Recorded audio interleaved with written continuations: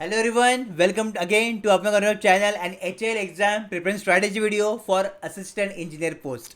So this is part 2 for our strategy video और अगर ये वीडियो आप फर्स्ट टाइम देख रहे हो यूट्यूब पे तो नीचे कमेंट सेक्शन में first watch part 1 because it is most important.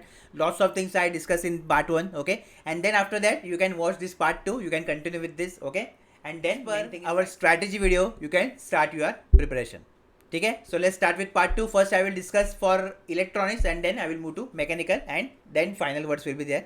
Let's start with that. Okay. So first thing, that what is syllabus you need to study for electronics communication or electronics post. Okay, all the branches under which comes under electronics, जो भी आ रहा है electronics के अंदर आप सभी को यही पढ़ना है. ठीक है. There is no separate syllabus branch wise.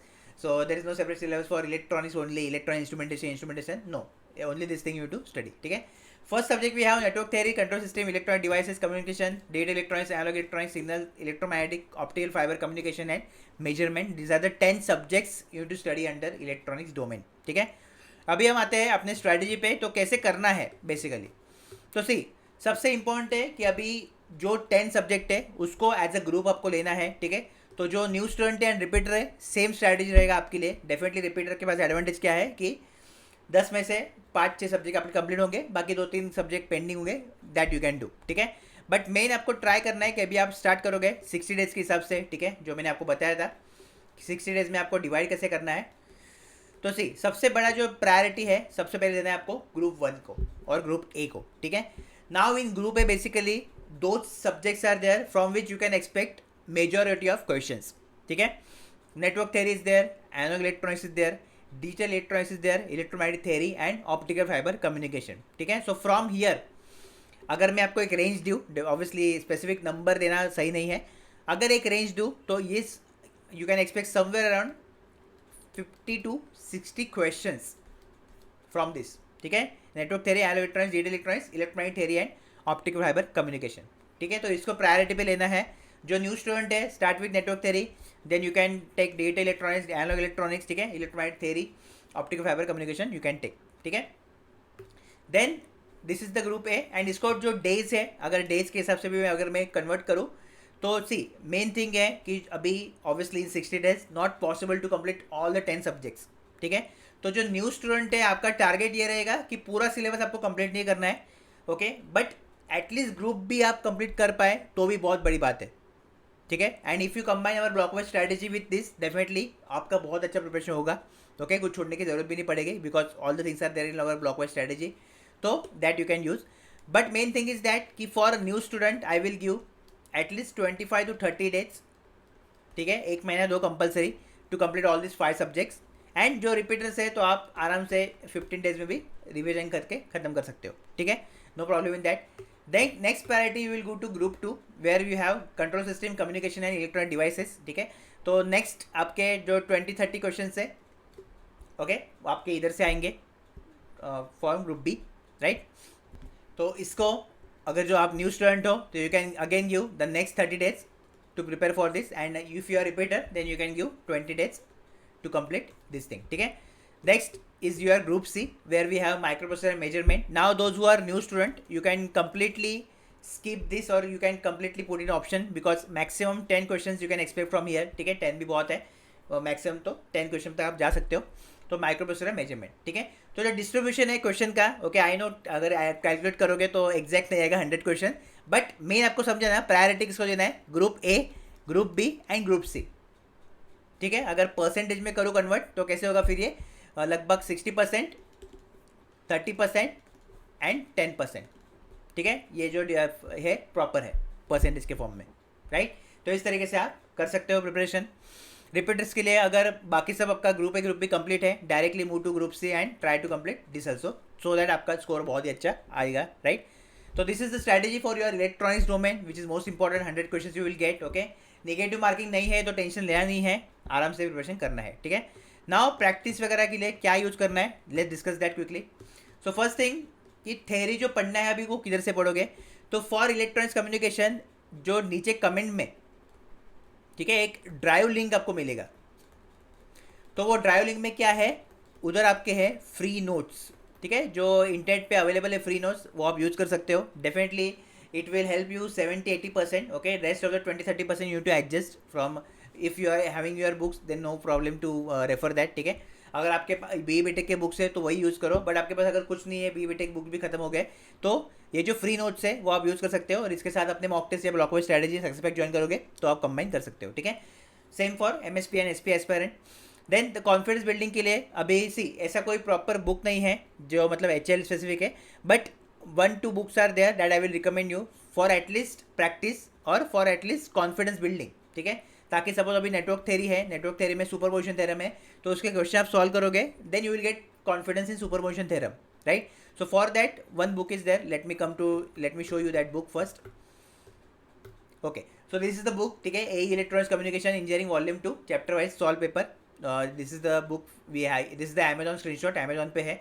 ठीक है, पार्ट 1 पार्ट 2 में है, because all the subjects are divided in part 1 part 2. Here you can see 840 rupees part 1 है एंड 805 पार्ट 2 है. ठीक है, अभी मेन ये अमेजॉन पे है तो हार्ड कॉपी आप ले सकते हो, लेकिन अगर आपको सॉफ्ट कॉपी चाहिए या ई बुक चाहिए इसका, तो definitely on our application we have e book also. ठीक है, तो we are partner with the publisher Youth Publication, so that's why अपने एप्लीकेशन पे बहुत ही कम प्राइस में अवेलेबल है चीज़ें.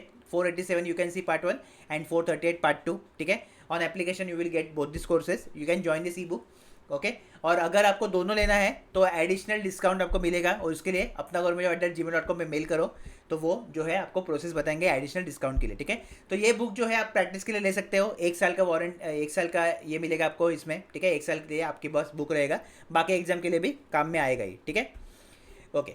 Then those who are from MSP SP, कुछ बुक कुछ करने की जरूरत नहीं है. Again I will repeat, our most powerful thing that is our block wise strategy. ठीक है, ब्लॉक वाइज स्ट्रैटेजी से आपको बाहर जाना ही नहीं है, बिकॉज ब्लॉक वाइज स्ट्रैटेजी ही आपको पाथ दिखाएगी कि क्या कैसे करना है. एंड सेकेंड, जो एग्जैक्ट एचएल स्पेसिफिक चीज़ें हैं वो उसमें हम करने वाले हैं. ठीक है, तो बाकी कुछ देखना ही नहीं है for non technical, for technical also. ठीक है, and definitely mock test super powerful रहने वाले मॉक टेस्ट टेक्निकल पार्ट के लिए बहुत सारी चीज़ें उसमें रहेंगी, तो वो तो आपको रेफर करना ही है. ठीक है, और एग्जाम लेवल प्रैक्टिस के लिए any mock test you can give.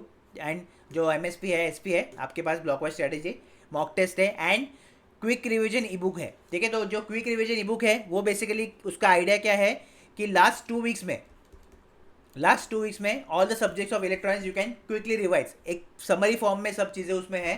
ठीक है, बहुत ही अच्छा है, मतलब नेटवर्क थ्योरी 5 या 6 पेज में खत्म हो जाएगा वगैरह.